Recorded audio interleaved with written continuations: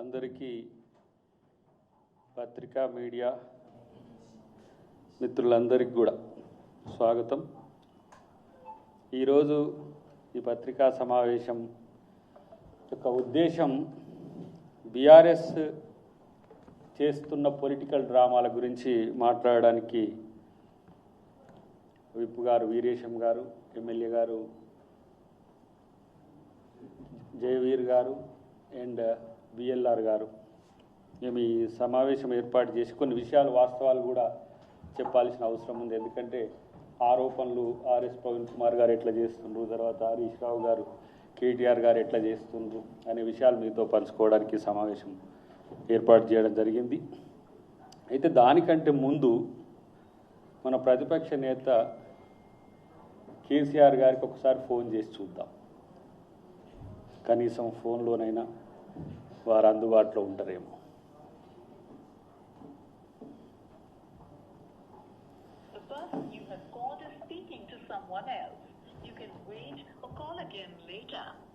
మీరు కాల్ చేస్తున్న వ్యక్తి మరొక కాల్లో బిజీగా ఉన్నారు లేదా తిరిగి మళ్ళీ ప్రయత్నించండి. आपने जिस व्यक्ति को कॉल किया है वो अन्य कॉल पर व्यस्त है. कृपया प्रतीक्षा करें या कुछ समय पश्चात प्रयास करें. The person you have called is speaking to someone else. You can wait or call again later. మీరు కాల్ చేస్తున్న వ్యక్తి మరొక కాల్లో the number you have dialed is currently busy. Please try later. మీరు డయల్ చేస్తున్న నంబర్ ప్రస్తుతం బిజీగా ఉంది. దయచేసి సో ఈ ప్రెస్ మీట్ అయిపోయేంత వరకు కూడా చేస్తూనే ఉందాం, వారికి లేపుతారేమో ఒక మాట. దానికంటే ముందు వీరేశం గారు ఈ జరిగిన పరిణామాల మీద చెప్తారు. తర్వాత ఆర్ఎస్ ప్రవీణ్ కుమార్ గారు ఇతర అంశాల మీద జయవీర్ గారు స్పందిస్తారు. ముందు జయవీర్ గారిని స్పందించాలని కోరుతున్నాను.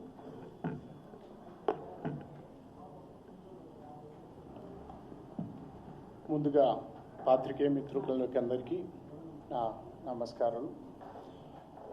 ఈరోజు జరిగిన సంఘటనలన్నీ మీరందరూ చూసినారు. గతంలో ఐపీఎస్ అధికారిగా తెలంగాణ వెల్ఫేర్ సెక్రటరీగా పనిచేసినటువంటి ఆర్ఎస్ కుమార్ గారితో పాటు హరీష్ రావు గారు చేసినటువంటి ఆరోపణలు, ప్రభుత్వం మీద నిందలు వేసే ప్రయత్నం మీరందరూ చూసారు. గతంలో గౌరవప్రదమైన స్థానంలో పనిచేసిన ఆర్ఎస్ ప్రవీణ్ కుమార్ గారు ఈరోజు గులాబీ కండువా కప్పుకున్న తర్వాత ఫక్తు బీఆర్ఎస్ పార్టీ కార్యకర్తలాగా మారిందన్న విషయం తేటతెల్లమవుతుంది. గత ఎన్నికల్లో దళితులందరూ కాంగ్రెస్ పార్టీతో ర్యాలీ అవుతున్నారు, దళితులందరూ కాంగ్రెస్ పార్టీకి మద్దతు తెలుపుతున్నారు అన్న విషయాన్ని గ్రహించిన కేసీఆర్ గారు దళితుల ఓట్లు చీల్చడానికి ఆర్ఎస్ ప్రవీణ్ కుమార్ గారిని ఒక బాణంలాగా కాంగ్రెస్ పార్టీ మీదకి ఎక్కుపెట్టారు. కానీ మీ అందరికీ తెలిసిందే, వారి బాణం గురి తప్పింది. ఆర్ఎస్ ప్రవీణ్ కుమార్తో పాటు కేసీఆర్ గారు, బీఆర్ఎస్ పార్టీ కూడా ఆ ఎన్నికల్లో ఓటమి పాలైంది. దాని తర్వాత ఆర్ఎస్ ప్రవీణ్ కుమార్ గారు కప్పుకున్న తోలుని తీసేసి దాని తర్వాత గులాబీ కండువా కప్పుకొని ఎంపీగా మహబూబ్ నగర్ జిల్లా నుంచి పోటీ చేయడం జరిగింది. దాని రిజల్ట్ కూడా మనం అందరం చూసినాం. ఇప్పుడు కేసీఆర్ గారి, కేటీఆర్ గారి ప్రాపకం పొందేందుకు ఆర్ఎస్ ప్రవీణ్ కుమార్ గారు ప్రభుత్వం మీద లేనిపోని ఆరోపణలు చేస్తున్నారు. ఇప్పుడు ఇవాళ జరిగిన వారి ప్రెస్ మీట్లో ఆర్ఎస్ ప్రవీణ్ కుమార్ గారు ఎడ్యుకేషన్ డిపార్ట్మెంట్లో 1000 కోట్ల అవినీతి జరిగిందన్న ఆరోపణ చేస్తున్నారు. వారి దగ్గర ట్రక్ నిండా ఆధారాలు ఉన్నాయని కూడా చెప్తున్నాం. ఆర్ఎస్ ప్రవీణ్ కుమార్ గారికి నేను సవినయంగా ఈ సందర్భంగా చెప్పేదంటే, మీ దగ్గర ట్రక్ నిండా ఆధారాలు కాదు సార్, ఆ ట్రక్కులను కరెక్ట్గా ఎతకండి. మీ పార్టీ నాయకుల దగ్గర ట్రక్ నిండా పైసలు ఉన్నాయి. ఆ పైసల్ని ఒక దళిత నాయకుడి కింద లేకపోతే గతంలో గౌరవప్రదమైన స్థానంలో పనిచేసిన అధికారి కింద ఆ ట్రక్ నిండా పైసలన్నీ తీసి తెలంగాణలో ఉన్న దళిత సమాజానికి మొత్తాన్ని పంచాల్సిన బాధ్యత మీ మీద ఉందని మీ అందరికీ తెలియజేస్తూ, మరొక అంశాన్ని లేవనెత్తిండ్రు. గుజరాతీలకి, మార్వాడీలకి, ఢిల్లీ వాళ్ళకి టెండర్లు అప్పగిస్తున్నారన్న విషయాన్ని. తెలంగాణ ప్రజల్ని, తెలంగాణ వాదాన్ని రెచ్చగొట్టి ఇక్కడ మన సమాజంలోని వాళ్ళని రెచ్చగొట్టి తిరిగి వాళ్ళ ఏమన్నా అధికారంలోకి వచ్చేందుకు చేస్తున్న వాళ్ళ ప్రయత్నాన్ని తప్పకుండా మా కార్యకర్తలు, ఓటర్లు వచ్చే ఎన్నికల్లో కాదు గత ఎన్నికల్లో కూడా అనేక సందర్భాల్లో వాళ్ళని అక్కడి నుంచి వాళ్ళని తరిమి కొట్టడం జరిగింది. వచ్చే ఎన్నికల్లో కూడా మీకు అదే జరుగుతుంది. ఇక ఆర్ఎస్ ప్రవీణ్ కుమార్ గారు ప్రధానంగా ఆరోపణలు చేసిన మఫత్లాల్ అన్న కంపెనీ కానీ దానికి 2014 నుండి 2023 వరకు కొన్ని వేల కోట్ల టెండర్లు కట్టుబెట్టడం జరిగింది. ఇక నిరంజన్ జైన్ అన్న ఆయన వారి సారథ్యంలో నడుస్తున్న 3 కంపెనీలు, Niranjan enterprises, MG trends, Chintamani Parishad అన్న కంపెనీలకు కూడా గత ప్రభుత్వంలోనే 150 కోట్ల రూపాయల టెండర్లు వాళ్ళకి అప్పచెప్పడం జరిగింది. అందులో లిడ్ క్యాప్కి సారథ్యం వహిస్తున్నటువంటి ఆర్ఎస్ ప్రవీణ్ కుమార్ గారే 48 కోట్ల ఆర్డర్లు వారి స్వహస్తాలతో వాళ్ళకి అప్పగించడం జరిగింది. మరి అప్పుడు వారు ఎన్ని కమిషన్లు తీసుకున్నారో కూడా బయలు చేయాల్సిన అవసరం ఉంది. ఈ విధంగా కాంగ్రెస్ పార్టీ గతంలో ఈ టెండర్ల విషయంలో అవకతవకలు జరిగి అత్యధిక రేట్లకి వేరే వాళ్ళకి అప్పగిస్తున్నారన్న విషయాన్ని పసిగట్టి ఈసారి మోస్ట్ ట్రాన్స్పరెంట్ వేలో ఈ టెండర్లను చేయడం జరిగింది. ఈ విధంగా మన ప్రభుత్వం పేదలకు కానీ ఎడ్యుకేషన్, ముఖ్యంగా ఎడ్యుకేషన్ విభాగంలో తెలంగాణ పబ్లిక్ స్కూల్ అని, ఇంటిగ్రేటెడ్ స్కూల్స్ అని, మిడ్ డే మీల్స్ అని, యూనిఫామ్స్ అని ప్రతి దాంట్లో ట్రాన్స్పరెంట్గా ప్రతి పేద విద్యార్థికి కూడా మంచి ఎడ్యుకేషన్ అందాలన్న తపనతోని అహర్నిశలు కృషి చేస్తున్న సీఎం గారి మీద ఈ నిందారోపణలు చేయడం శోచనీయం. ఆర్ఎస్ ప్రవీణ్ కుమార్ గారు ఆ ట్రక్కులను సరిగ్గా గమనించండి. ముందు 4 పేపర్లు మాయ ఉంటే కింద లక్షల పేపర్లు ఎవిడెన్స్లు మీవే ఉంటాయి. కాబట్టి ఆ ట్రక్కుల్లో ఉన్న పైసలు, ఆ ఎవిడెన్స్ని తిరిగి మరొకసారి మీరు చూసుకోవాలని మీకు తెలియజేస్తూ ముగిస్తాను. పాత్రికేయులకు నమస్కారం. ఈరోజు ప్రెస్ మీట్లో పాల్గొంటున్న పెద్దలు, ప్రభుత్వ వైపు అద్దంకి దయాకర్ అన్న, నాగార్జున సాగర్ ఎమ్మెల్యే గారు, జయవీర్ గారు, మిర్యాలగూడ ఎమ్మెల్యే గారు బిఎల్ఆర్ లక్ష్మారెడ్డి గారు, అందరికీ నమస్కారం. నిన్నటి నుంచి కేటీఆర్, హరీష్ రావు వీళ్ళ మధ్య సందిట్లో సడేమియలాగా ఆర్ఎస్ ప్రవీణ్ కుమారు ఒక డ్రామాకు తెరదీశారు. గడిచిన 2 రోజుల్లో నల్లగొండ మీటింగ్లో కానీ, మొన్న రైతు భరోసా రైతులకు అందిస్తున్నటువంటి సందర్భంలో జరిగిన మీటింగ్లో కానీ మా ముఖ్యమంత్రి గారు చాలా స్పష్టంగా, స్ఫూర్తిగా బయట మీరు మొరగటం కాదు, మీ ప్రతిపక్ష నాయకుడిని తీసుకొని అసెంబ్లీకి రండి, అసెంబ్లీలో చర్చ పెడదాం. 10 సంవత్సరాల మీ పరిపాలన, 2.5 సంవత్సరాలు దాటిపోయిన మా పాలన మీద చర్చకు రెడీ అని చెప్పేసి మా ముఖ్యమంత్రి గారు ప్రకటించారు. మా ముఖ్యమంత్రి గారి సవాల్ని స్వీకరించే దమ్ము లేక కేసీఆర్ని ఒప్పించి అసెంబ్లీకి తీసుకొచ్చే ముఖం చెల్లుబాటు కాక ఈరోజు పూటకొక డ్రామా, పూటకొక వేషం కట్టి వీళ్ళిద్దరు తిరుగుతూ ఉంటారు. ఒకరు ఒక వేషం కడితే ఇంకొక వేషం కడతా ఉంటారు. అంటే వీళ్ళ డ్రామాలు, వీళ్ళ వేషాలన్నీ తెలంగాణ ఉద్యమంలో ఆనాడు జేఏసీలో ప్రధాన నాయకునికి ఉన్న మా దయాకర్ అన్నకు తెలుసు. వాళ్ళు ఏం ప్రకటిస్తారు, ఎటు బారిపోతారు, మళ్ళీ ఆ జనాన్ని, ఉద్యమాన్ని పట్టుకొని జేఏసీ నాయకులుగా వీళ్ళు ఎట్లా ముందుకు పోయారు అనేటువంటి విషయం మా దయాకర్ అన్నకు బాగా తెలుసు, తెలంగాణ సమాజానికి కూడా తెలుసు. కాబట్టి ఈరోజు మేము కేటీఆర్ను సూటిగా అడుగుతాం, మీ నాన్నను అసెంబ్లీకి తీసుకొచ్చి ఈ రాష్ట్రంలో నువ్వు అవినీతి జరిగింది అంటున్నావు, 10 సంవత్సరాల్లో మీరు అభివృద్ధి చేసిందని చెప్తాను. మీరు చేసిన అభివృద్ధి మీద మా నాయకుడు ముఖ్యమంత్రి రేవంత్ రెడ్డి గారు ఈ 30 నెలల్లో చేసినటువంటి అభివృద్ధి మీద చర్చకు సిద్ధమని చెప్పేసి చెప్పింది. ఓకే, మీ నాన్నని తీసుకురాలేవు, కనీసం ఆ ప్రతిపక్ష నాయకుని హోదానన్నా నువ్వు తీసుకొని,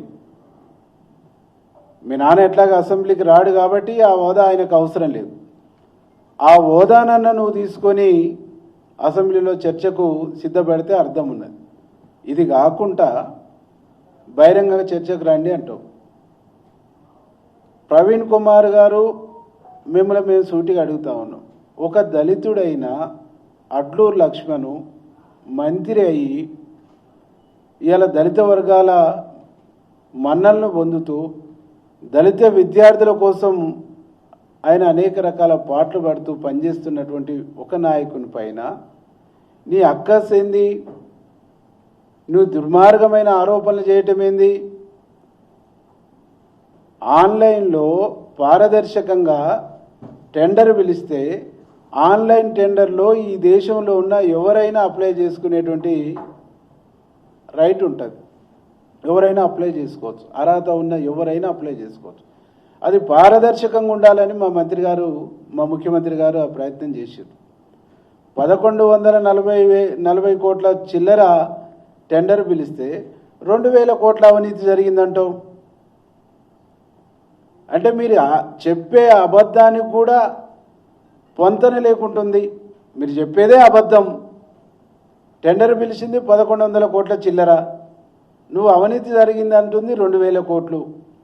అంటే దీన్ని బట్టి చూస్తే ఆర్ఎస్ ప్రవీణ్ కుమార్ గారు 10 సంవత్సరాలు గురుకుల సెక్రటరీగా ఉన్నప్పుడు ఇట్లాంటి దుర్మార్గాలు ఎన్ని చేసిండో అనేటువంటిది మాకు ఇప్పుడు క్వశ్చన్ మార్గం, మాకు ప్రశ్న ఎదురవుతాం. ఓకే, మా అడ్లూరు లక్ష్మణ్ గారు 1140 కోట్ల చిల్లరతోని టెండర్ పిలిచిండ్రు. ఇది పారదర్శకంగా ఉందా లేదా అనేటువంటిది విచారణ చేపిద్దాం.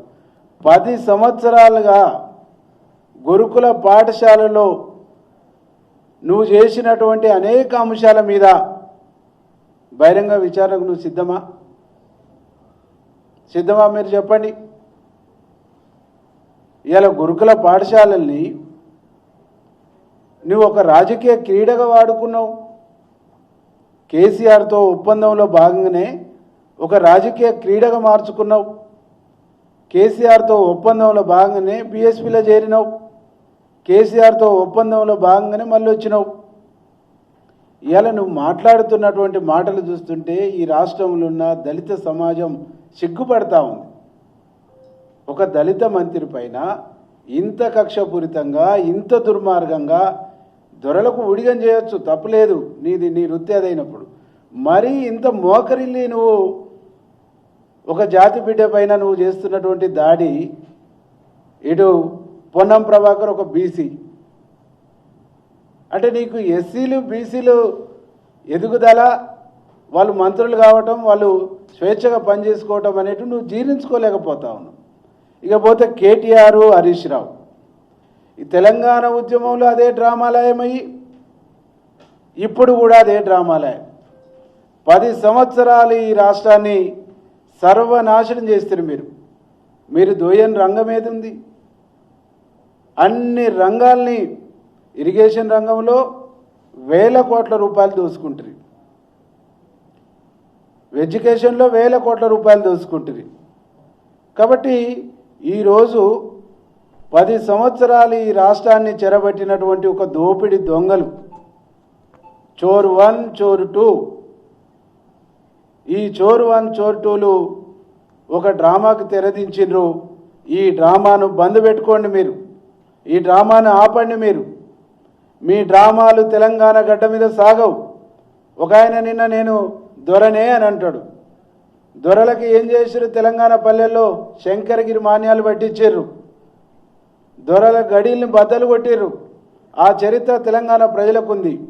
ఆ తెలంగాణ ప్రజల చరిత్రను గుండెల్లో నింపుకొని, వారి యొక్క త్యాగాలను గుండెలకు అద్దుకొని మీ దొరల బడిని బద్దలు కొట్టడానికి మా ముఖ్యమంత్రికి పనిచేసి మీ దొరల గడిని బద్దలు కొట్టి ఇలా ఒక ప్రజారంజకమైన ప్రజాపాలని అందిస్తుంటే ఓర్వలేక ఈర్ష్యతోని మీరు మాట్లాడే భాష ఏం భాష? మా ముఖ్యమంత్రి పైన, మా మంత్రుల పైన మీ భాష, మీది వ్యవహారం చూస్తే వీళ్ళ పొగరుబోతుతనం ఇక తగ్గలేదు, వీళ్ళ బలుపు తగ్గలేదు, వీళ్ళ అహంకారం తగ్గలేదు. వీళ్ళని బండకేసి ఉతికినా ఏ ఎన్నికల్లో ఇలా బుద్ధి చెప్పినా కానీ ఇలా అహంకారం, ఇలా పొగరు, ఇలా దుర్మార్గం తగ్గలేదని చెప్పేసి తెలంగాణ సమాజం ఇలా మాట్లాడుకుంటా ఉంది. అయినా మీకు బుద్ధి లేదు. తెలంగాణ సమాజం మాట్లాడుకున్నా, ఇక్కడ ఉండేటువంటి మేధావులు మాట్లాడినా, అనేక మంది ఉద్యమకారులు మాట్లాడినా మీకు సిగ్గు లేదు, శరం లేదు. ఇక అది వస్తుందనేటువంటి ఒక నమ్మకం అయితే తెలంగాణ సమాజానికి లేదు. కాబట్టి మీ అహంకారాన్ని తగ్గించుకోండి. మంత్రులు వచ్చిండ్రు, గన్ పార్క్ దగ్గర మా మంత్రులు వచ్చి బహిరంగ చర్చకు సిద్ధమని చెప్పేసి కూర్చుండ్రు. మళ్ళీ మీ తెలంగాణ భవన్కు పోయి ఒక డ్రామా, వెనక మందురా లేరా చూసుకొని వెనక కొరికి పడ్డట్టు ఒక డ్రామా. ఎందుకంటే డైరెక్ట్ ఓడని పడితే ముందు పడితే మూతి పలుగుద్ది, సైడ్ పడితే జబ్బలు ఇరుగుతాయి. కాబట్టి వెనక పడ్డాం అనుకో ఎవడో ఒకడు పట్టుకుంటాడు. అంటే ఉద్యమ కాలం నుంచి ఏ డ్రామాలు మీరు డ్రామా చేయ అమాయకులు బలిగాను. కాబట్టి మీ డ్రామాలకు తెలంగాణ గడ్డ మీద స్థానం లేదు. మీకు ప్రజలు చర్మగీతం పాడినరు. భవిష్యత్తులో కూడా అనగనగా ఒక బీఆర్ఎస్ పార్టీ ఉండే అనేటువంటి చెప్పుకునే రోజులు వస్తాయి తప్ప మీరు రేవంత్ రెడ్డి గారిని టచ్ చేయలేరు. రేవంత్ రెడ్డి గారు ఉన్నంతకాలం ఈ రాష్ట్రంలో కాంగ్రెస్ పార్టీ జోలికి రాలేరు. ఖబర్దార్ అని చెప్పేసి మేము హెచ్చరిస్తూ, ఇకనైనా మీరు బుద్ధి జ్ఞానంతో ఒక నీతి నియమాలతో బతకండి. తెలంగాణ సమాజం క్షమిస్తుందని చెప్పేసి హెచ్చరిస్తాం.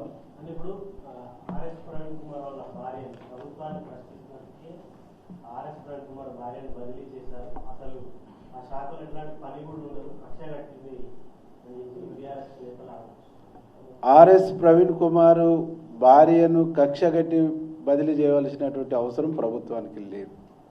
ఆర్ఎస్ ప్రవీణ్ కుమారు తప్పుల మీద తప్పులు, అబద్ధాల మీద అబద్ధాలు ఆడుతుడు. దానికి రక్షణ కవచంగా జనరల్గా అయ్యేటువంటి బదిలీలని కూడా ఒక ఇదిగా వాడుకుంటే అది ఆయన నీతికే వదిలేస్తున్నాం. ఆయన ఒక ఎంప్లాయీ, 2 ఏళ్ళు దాటిన తర్వాత బదిలీలు జరుగుతాయి అనేటువంటి సంగతి తెలియదా? ఈరోజు నా రక్షణ బీకేసిందని మాట్లాడుతుండు. మేము కూడా ఎమ్మెల్యే పనిచేసినాం. మా గన్మెన్లను తొలగించిన నాడు ఏనాడన్న మాట్లాడిండ్రా ఆర్ఎస్ ప్రవీణ్ కుమార్? ఆ రోజు ఇతరుల భద్రత గుర్తులేదా? నీకు ఒక నీతి, ఇతరులకు ఒక నీత, నీకో ధర్మం, ఇతరులకు ఒక ధర్మమా? కాబట్టి అవన్నీ డ్రామాలు ఆపమని చెప్పేసి మేము ప్రవీణ్ కుమార్కి హెచ్చరిస్తున్నాం.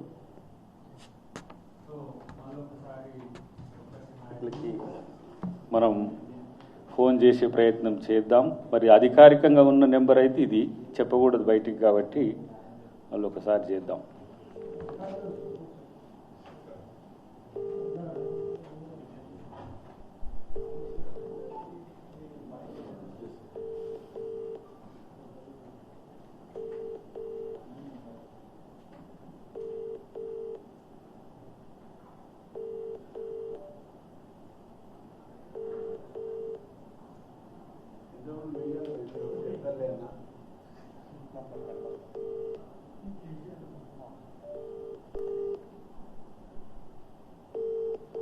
లైవ్ చూస్తుంటే స్పందించండి. చూస్తున్నా వాళ్ళు చూస్తుండో లేదో. కేసీఆర్ మళ్ళొక్కసారి చేద్దాం చివరికి. కానీ కేసీఆర్ ఒకవేళ చూస్తే మళ్ళీ కాల్ చేయండి. ఎందుకంటే మీతో మాట్లాడి మిమ్మల్ని రమ్మని ఆహ్వానించడానికే. ముఖ్యమంత్రి గారు ఆహ్వానించింది మిమ్మల్ని. ఇక పిచ్చి కుక్కలని లేచి వస్తూ ఉన్నాయి. వాళ్ళని ఎవరు పిలిచిండ్రో నాకు అర్థం కావట్లే. ప్రతిపక్ష నాయకుడిగా సభాపక్ష నాయకుడు మిమ్మల్ని ఆహ్వానిస్తే మీరు స్పందించాలి. గౌరవ ప్రతిపక్ష నేతగా మేమిద్దరం ఇక్కడ విప్లవం ఉన్నాం, 2 ఎమ్మెల్యేలు ఉన్నారు. మేము కూడా ఈ వేదికగా నిన్ను ఆహ్వానించేది ఎందుకంటే కేవలం పోటీ కోసమో లేకపోతే ఒకరి మీద ఒకరు ఆధిపత్యం సాధించడానికో మీ కొడుకు మీ అల్లుడు పోటీ పడుతున్నారు. వీళ్ళు మా లక్ష్యం కాదు. ఈ డ్రామాలు, ఈ రంకులు, ఈ బొంకులు ఇవన్నీ కూడా మాకు అవసరం లేదు. రాష్ట్ర ప్రగతి 2 నాయకుల మీద ఆధారపడి ఉంటుంది. ఒకటి ముఖ్యమంత్రి, 2 ప్రతిపక్ష నేత. ప్రతిపక్ష నేత అంటే బీఆర్ఎస్కు మాత్రమే కాదు సుమా, విపక్షాలన్నిటికీ నేత. ఇంత బాధ్యతారాహిత్యంగా నువ్వుండి లేదంటే మీరుండి ఇలాంటి పిచ్చి కుక్కల్ని లేపి పంచాయతీలు పెట్టించి అగ్గిపెట్ట దొరకని ఆయనకే మనుషుల మీద బరువుడు అర్థమైంది. ఇప్పుడు ఎంత డ్రామా రక్తి కట్టిస్తున్నారు. రైతు భరోసా ఇచ్చే సభలో మేమందరం ఉన్నమాట, ప్రపంచమంతా చూసింది. ఎక్కడికంటే అక్కడికి నేను వస్తా, నువ్వు రా అని చెప్పి పెద్ద ఆయనని కూడా అన్నట్టుంది. ఇంకా అంటే నువ్వు రాకుండా వీళ్ళ వల్ల ఏమవుతుంది? ఇవి ఉత్త కేసులు, ఇవి నువ్వు చెప్పితే ముందుకు పోయేవి తప్పితే ఇవి స్వయం ప్రకాశకాలు కావు. మాకు తెలియని ముచ్చట ఏమన్నా. హరీష్ రావుకి ఎంత జ్ఞానం ఉందో, కేటీఆర్కి రాజకీయ జ్ఞానం ఎంత ఉందో తెలియని ముచ్చట ఇది. పరపోషకాలు ఐఐఎంలో ఏం చెప్తే కొడుకులు తర్వాత మొన్న కవితమ్మ కూడా చూస్తున్నా ఇలా ఉప్పల్ బగాయతలు ఒక డ్రామా క్రియేట్ చేసింది. అసలు 10 సంవత్సరాలు మీరు అధికారంలో ఉన్నప్పుడు ఉద్యమకారులు గుర్తురాలే. ఇగో ఇవన్నీ జీవోలు చూడండి.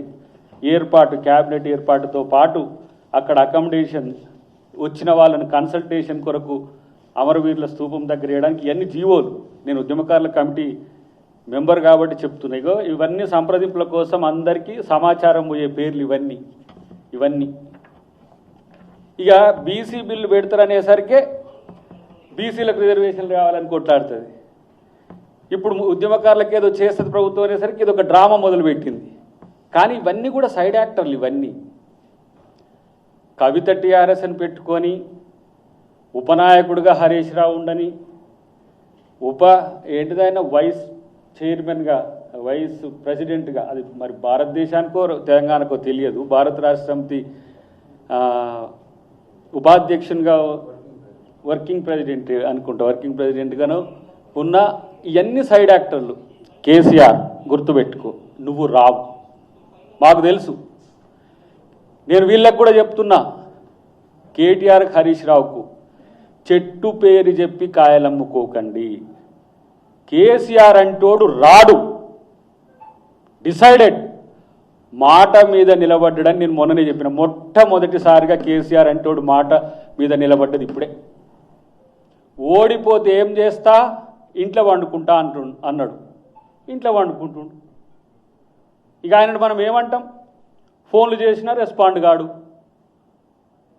మా మంత్రులు అధికారిక కార్యక్రమాలకు ఇంటికి వెళ్ళి ఆహ్వానించినా రాడు. ఇదంతా కూడా బార్గెనింగ్ కెపాసిటీ కొరకు కేటీఆర్ హరీష్ రావులు ఆడుతున్న డ్రామా. ఎవరితో బార్గెనింగ్ కెపాసిటీ? రేపు బీజేపీతో. ఇంకా గట్టిగా ఉన్నామని చెప్పి సోషల్ మీడియాలో నిరూపించుకోవడానికి తప్పితే మీ సభ్యత్వం ఏది, మీ గెలుపులేవి, మున్సిపాలిటీలో మీ గెలుపులేంది, సర్పంచ్లో మీ గెలుపులేంది, ఎమ్మెల్యేలప్పుడు మీరు ఏం గెలిచిండ్రు, మీ పెర్ఫార్మెన్స్ ఏంది? ఇలాంటి చీప్ టాక్టిక్స్ కొరకు తెలంగాణ ప్రజల్ని డైవర్ట్ చేయడానికి చేస్తున్న ప్రయత్నాలు ఇవన్నీ కూడా.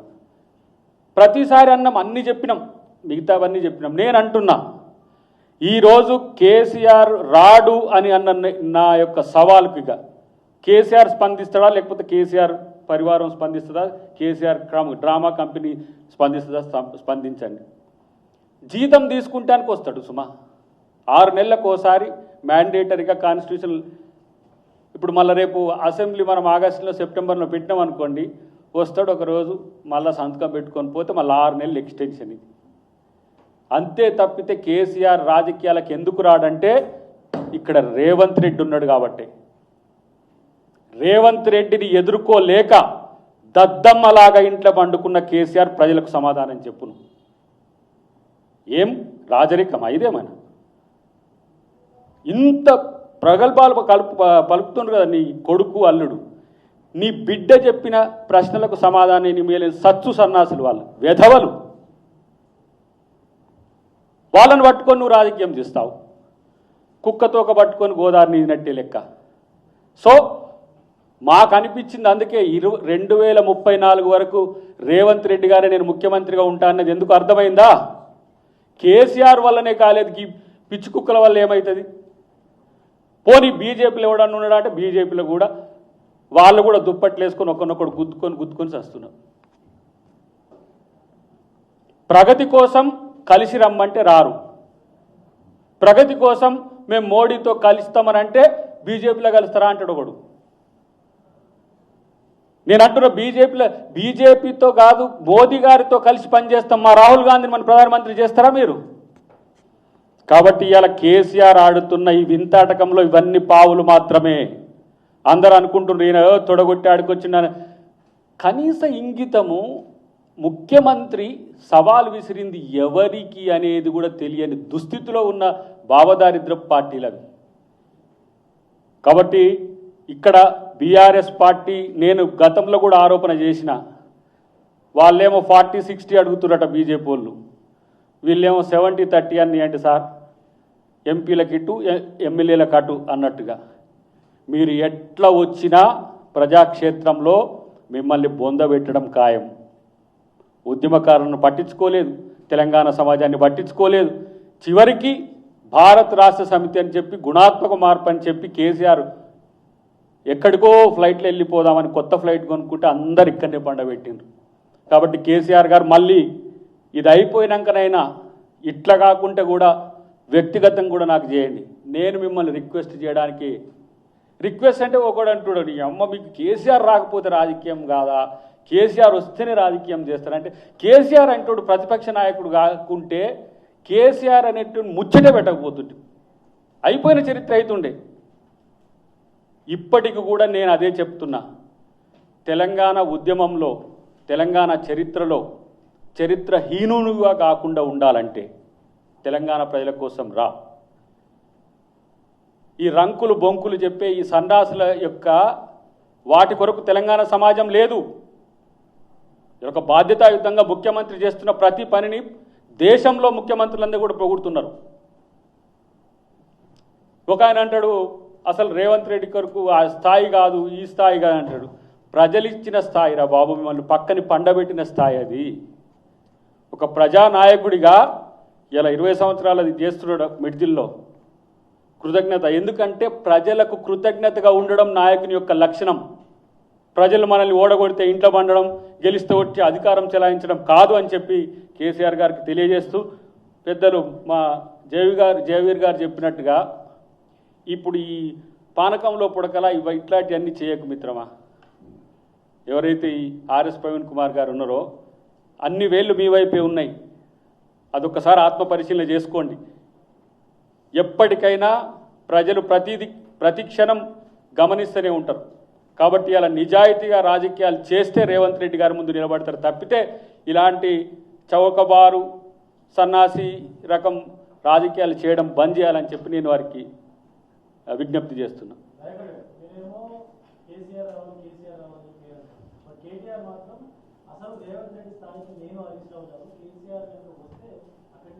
అసలు కేటీఆర్ స్థాయి ఏందో చెప్పు ఇప్పుడు నాకు.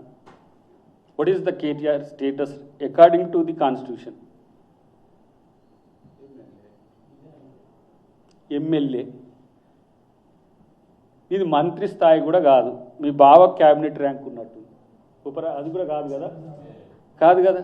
మీరు ఎమ్మెల్యేలు రా నాయన, మీ స్థాయి ఏంది? కనీసము మీ స్థాయి ఏందో గుర్తుపట్టకుండా నేను కేసీఆర్ కొడుకునని చెప్పుకోకపోతే నీకు ముఖం లేదు, నేను కేసీఆర్ అల్లునని చెప్పుకోకపోతే హరీష్ రావు ముఖం లేదు. అసలు ఇప్పుడు ఆయన వెనక నుండి నల్లిగుట్ట లెక్క ముచ్చట చేయబోతే మీ ఇద్దరికి రాజకీయమే లేదు.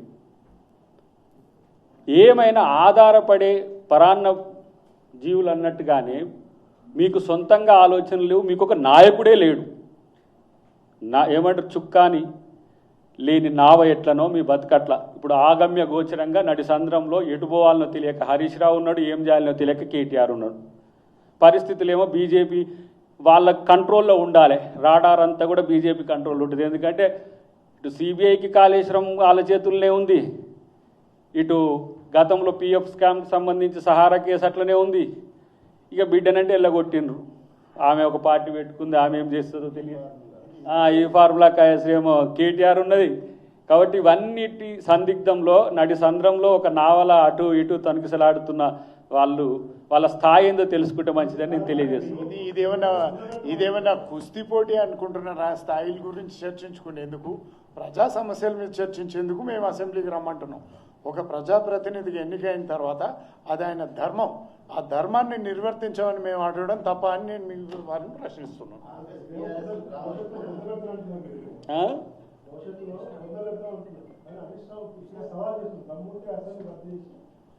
పిచ్చోడు ఏమన్నా తలకాయ ఉందా?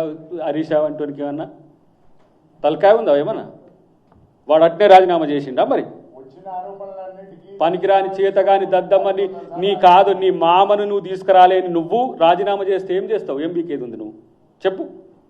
అంటే 5 సంవత్సరాలకు మ్యాండేట్ ఇస్తే ఈ పీకుడు గాడి కొరకు 2.5 సంవత్సరాలకు రాజీనామా చేస్తారా? మరి మీరు ఎట్లా ఎన్నిసార్లు రాజీనామా చేయాలి? ఇంత తెలివి తక్కువ ఏం ఆశరా నాయన మీకు? ఏమి కోరికలు రయ్యి? 2 సంవత్సరాలే మీరు అధికారం లేకుండా ఉండి, ఉద్యమ కాలంలో మీకు అధికారం లేకపోయినా అధికారం చెలాయించినట్టే ఉన్నారు. 9.5 సంవత్సరాలు ఏం చేయకుండా ఇంట్లో వండుకున్నారు. 2.5 సంవత్సరాలు ప్రతిపక్ష పాత్ర పోషించలేని స్థితిలో మీ పార్టీ ఉన్నది. అందుకనే మా ముఖ్యమంత్రి గారు అన్నారు, అసలు ఫస్ట్ ఈ టెన్యూర్ అయిపోయేదానిక బీఆర్ఎస్తో ఉంటావా హరీష్ అని అన్నాడు. రాజీనామా చేస్తే దేనికోసం చేయాలి? దానికేమైనా చెప్తాడు ఆయన? అరే వైట్ పేపర్ రిలీజ్ చేసినప్పుడు ఏడవన్నాడు? వైట్ పేపర్ అసెంబ్లీలో రిలీజ్ చేసిరుగా, మీరందరూ చూసిండ్రు కదా. ఈ పనికిరాని ఆరోపణలు చేస్తున్నారు చేయబట్టే వీళ్ళు పనికిరాని నాయకులని, వీళ్ళు పనికిరారు కాబట్టే వీళ్ళని చెత్తతో తీసి పడేస్తున్నాం. వీళ్ళ స్థాయిలు కూడా చెప్పినాం ఇప్పుడే. ఇలా మేము ఉన్నామంటే వారు విప్పుగా ఉన్నారు, నేను విప్పుగా ఉన్నా. వాళ్ళకంటే మేము ఇంకా పెద్దనే.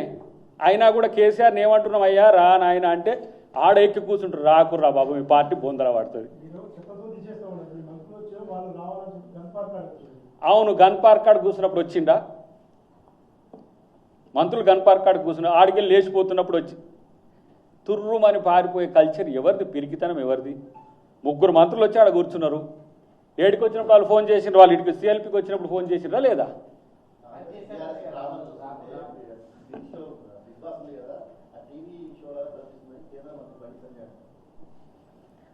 ఇక బిగ్ బాస్ షో ఏమో కానీ వారి షో అంతా చూసినాం. కానీ ఫస్ట్ నా దృష్టిలో బీజేపీతోని బార్గెనింగ్ కోసమే బీఆర్ఎస్ పార్టీ నిలబడుతూ ఉన్నది, నిలబడడానికి ప్రయత్నం చేస్తున్నది.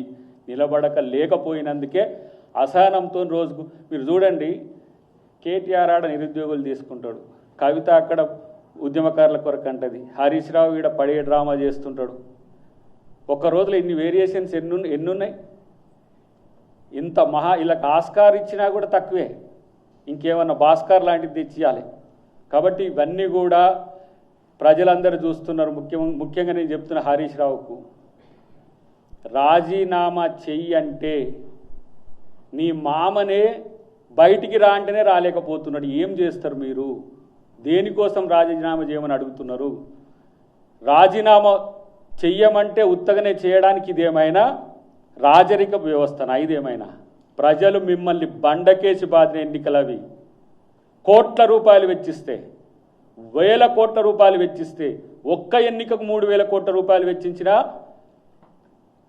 ఎట్లాంటి ఖరీదైన ఎన్నికలు ఇక్కడ చేసిండ్రో అట్లాంటి పరిస్థితుల్లో ప్రజలు నిజాయితీగా నిలబడి కాంగ్రెస్ పార్టీని గెలిపించి రేవంత్ రెడ్డి గారిని నేను అంత అని చెప్పిన కేసీఆర్ను బండకేసి రేవంత్ రెడ్డి గారిని ముఖ్యమంత్రి చేసిన చరిత్ర తెలంగాణది, గుర్తుపెట్టుకోండి. ఇంకా అలాంటి ఆటలు, డ్రామాలు, రంకులు నడుస్తాయంటే ఎవరు కూడా నమ్మరు.